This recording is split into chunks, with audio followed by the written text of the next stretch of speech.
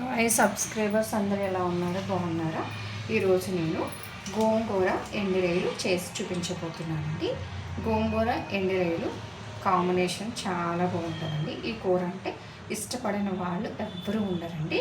అందరూ చాలా ఇష్టంగా తినే గోంగూర ఎండిరొయ్యలు. ఇప్పుడు ఈ గోంగూర ఎండిరొయ్యల కర్రీ ఎలా చేయాలి, దీనికి ఏమేమి కావాలి అన్నది మీకు ఒకసారి చూపిస్తున్నానండి. స్కిప్ చేయకుండా మన ఛానల్ని చూడండి. ఈ గోంగూర ఎండురొయ్యలకి కావాల్సినవి మీకు చూపిస్తాను కదా, ఇప్పుడు చూపించబోతున్నాను. శుభ్రంగా కడిగి పెట్టుకున్నానండి. ఇది పుల్ల గోంగూర అండి. మీరు కావాలంటే మా పులుపు లేని గోంగూర కూడా మీరు కర్రీ చేసుకోవచ్చు. నేనైతే పుల్ల గోంగూర ఎండురొయ్యలు కాంబినేషన్ చూపించబోతున్నానండి. ఈ పుల్ల గోంగూర శుభ్రం కడిగి పెట్టుకున్నాము. ఎండురొయ్యలు అండి, ఇవి తొడిమిలు తీయలేదు, నేను తీస్తాను. ఇవి శుభ్రంగా చూస్తున్నారు కదా రొయ్య, ఇది తీసుకోవాలండి. ఇలా క్లీన్ చేసుకోవాలి. ఇలా శుభ్రం వచ్చేసుకుని వాటర్లో నానబెట్టుకోవాలండి. ఇలా నానబెట్టిన తర్వాత మీకు అన్ని ప్రాసెస్ అంతా మొత్తం చూపిస్తాను. గోంగూర, ఎండురొయ్యలు, చింతపండు. నేను చింతపండు వాటర్లో నానబెట్టేసుకున్నానండి ముందుగానే, అలాగే కర్రీ చేయాలి కాబట్టి. ఇందులోనే 2 ఆనియన్స్. ఇందులో ఎక్కువ ఆనియన్స్ వేయవలసిన అవసరం లేదండి. పెద్దదైతే ఒక్కటి సరిపోతుంది. కొంచెం ఎక్కువ కూర ఉంటే 2 ఆనియన్స్ వేసుకోవచ్చు. నేనైతే ఒక చిన్నది ఒక పెద్దది ఆనియన్స్ అండి. ఇది చీలికల కింద కట్ చేయాలండి, ముక్కలైతే కాదు. నేను అది కూడా మీకు చూపిస్తాను. అలాగే పచ్చిమిర్చి అండి, చూస్తున్నారు కదా. ఈ గోంగూర ఎండురొయ్యల్లో పచ్చిమిర్చి అన్నది ఎక్కువ వేయాలండి. పచ్చిమిర్చి వల్ల గోంగూర మంచి టేస్ట్ అన్నది వస్తుంది. పచ్చిమిర్చి కొంచెం ఎక్కువ తీసుకోండి, గోంగూర చేసేవాళ్ళు ఎవరైనా సరే. ఇందులోనే కొంచెం కరివేపాకు శుభ్రంగా కడిగి పెట్టుకున్నానండి. ఇవి ఆకులు రెడ్డాలి, నేను తీసుకొని శుభ్రంగా కడిగి పెట్టుకుంటాను. ఇందులోనే మనం వేయవలసింది ఉప్పు, కారం, సాల్ట్, పసుపు. తాలింపుల్లో తెలిసిందే కదండి, ఎండురొయ్యలు అవి మనం తాలింపు వేస్తాం కదా. అందులో జీలకర్ర, ఆవాలు, వెల్లుల్లిపాయలు, ఎండురొయ్యలు మనం లాస్ట్లో తాలింపు వేసుకుంటే అవి కామన్ అండి. అందుకని నేను అవేం చూపించట్లేదు, ప్రతిసారి ఉప్పులు కారాలు చూపిస్తున్నాను కదా. అందుకనేసి వీడియోలో ఏమైతే పడతాయో అవన్నీ మీకు చూపించేసి ఎక్స్ప్లెయిన్ చేసేసానండి. ఇప్పుడు ఈ గోంగూర ఉంది కదా, ఈ గోంగూరని మనం బాయిల్ చేసుకోవాలన్నమాట. శుభ్రం కడిగేసుకుని రెడీ పెట్టుకున్నాను కాబట్టి వీటిని కొంతసేపు బాయిల్ చేయాలన్నమాట. నేను బాయిల్ చేసేసిన తర్వాత మీకు ఒకసారి గోంగూర చూపిస్తాను.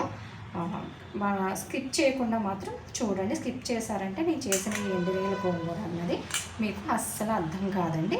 అందుకోసం ఛానల్ని స్కిప్ చేయకుండా కంటిన్యూ చూడండి. మన ఛానల్ సబ్స్క్రైబ్ చేయండి, లైక్ చేయండి. మిగతా ప్రాసెస్ అంతా మీకు చూపిస్తాను. చూస్తున్నారు కదండి, ఇలా నేను ఒక గిన్నెలోని గోంగూర అంతా వాటర్లో వేసేసుకున్నాను. ఒక 4-5 సార్లు మాత్రం శుభ్రంగా కడగాలండి. ఇందులో ఇసుక అన్నది ఉంటుంది. ఆ ఇసుక పోవాలంటే ఒక 4-5 సార్లు మంచిగా ఎక్కువ వాటర్తో కడిగారంటే మీకు ఇందులో ఇసుక అన్నది ఉండదు. నేను శుభ్రంగా కడుక్కొని ఒక గిన్నెలో అయితే వేసేసుకున్నాను. దీన్ని ఇప్పుడు స్టవ్ మీద పెట్టేద్దాం. కుక్ అయిన తర్వాత మీకు మిగతా ప్రాసెస్ చూపిస్తాను. చూస్తున్నారు కదండి, నేను స్టవ్ వెలిగించుకుని ఇలా గోంగూర అంతా వాటర్లో స్టవ్ మీద బాయిల్ చేయడానికి నేను రెడీ పెట్టేసుకున్నాను. ఇది మంచిగా కుక్ అయిన తర్వాత మీకు వీడియోలో చూపిస్తాను. ఇప్పుడు మిగతా ప్రాసెస్ అంతా చూపిస్తానండి. గోంగూర కుక్ అయ్యేలోగా మన ఎండురొయ్యలంటే శుభ్రంగా క్లీన్ చేసుకుని వాటర్లో నానబెట్టేసుకుంటామండి. ఎండురొయ్యలు ఎప్పుడు కూడా ఇలా బుర్ర తీసేసి మధ్యలో తీసేసి ఇలా తోక గిల్లేయాలి. ఇలా మంచిగా రొయ్యలు ఇలా మొత్తం అన్నీ. ఈ ఎండురొయ్యలు గోంగూరలో మాత్రం ఎండురొయ్యలు ఎక్కువ వేసుకోవాలండి. కొంచెం ఇన్ని రొయ్యలన్నా వేసుకోవాలండి, తక్కువ కాకుండా కొంచెం ఎక్కువనే వేసుకోండి. అప్పుడే మీకు గోంగూర రొయ్యలు అన్నది చాలా అంటే చాలా బాగుంటుంది. నేను మొత్తం రొయ్యలన్నీ ఒలిసేసిన తర్వాత మీకు ఒకసారి చూపిస్తానండి. నేను చూస్తున్నాను కదండి, ఇలా రొయ్యలన్నీ నేను శుభ్రంగా తొడిమలు తీసేసుకుని శుభ్రంగా వాటర్లో నానబెట్టేసుకున్నానండి. ఇలా మంచిగా ఇది కొంచెం ఒక 10 నిమిషాల ముందే శుభ్రంగా రొయ్యలు నానబెట్టేసుకోండి. నానిన తర్వాత శుభ్రంగా 2-3 సార్లు శుభ్రం నీట్గా కడిగేసుకోండి. రొయ్యల్లో ఇసుక అన్నది ఉంటుందండి, అందుకోసం కొంచెం ముందుగా నానబెట్టుకుని పక్కన పెట్టుకుని తర్వాత 2-3 సార్లు క్లీన్ చేసుకున్నారంటే రొయ్యలు మంచిగా బాగుంటాయండి. ఇప్పుడు వీటిని నేను పక్కన పెట్టేసుకుంటున్నాను. అలాగే ఈ రొయ్యలు వచ్చిన బుర్రలు ఉన్నాయి కదండి, చూస్తున్నారు కదా, ఈ రొయ్య బుర్రలు నేను ఇవి పాడేయట్లేదు. ఈ రొయ్యలతో కూడా పొడి చేయొచ్చండి. వెండి రొయ్యల పొడి, కార పొడి చేయొచ్చండి. అందుకోసమే నేను ఒకరోజు వీడియోలో మీకు చూపించడం కోసం ఈ వెండి రొయ్యల్ని ఒక డబ్బాలో నేను స్టోర్ చేసుకుంటున్నాను. చూసారు కదా, నేను ఇంతకుముందు కొన్ని తీసుకొని పెట్టుకున్నాను. ఇప్పుడు మిగతా ఈ బుర్రలు కూడా ఇందులో వేసేస్తున్నాను.